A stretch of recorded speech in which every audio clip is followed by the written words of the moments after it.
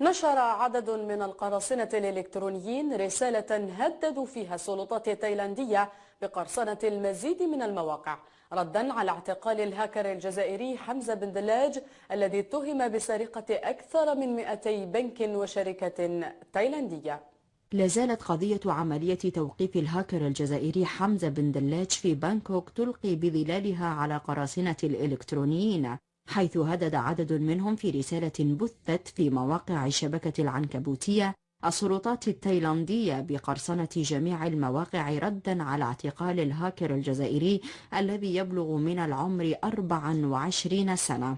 وقد نشرت المجموعة مضمون رسالتها التهديدية إلى السلطات التايلاندية عبر مواقع اليوتيوب مباشرة بعد إلقاء القبض على الهاكر الجزائري الشاب الذي نسبت السلطات التايلاندية إليه تهمة القيام بعملية قرصنة إلكترونية ضد 217 مصرفا ومؤسسة مالية حول العالم. توقيف الجزائري تم عقب مطاردة ل3 سنوات من قبل مكتب التحقيقات الفيدرالية الأمريكية بتهمة القرصنة الإلكترونية.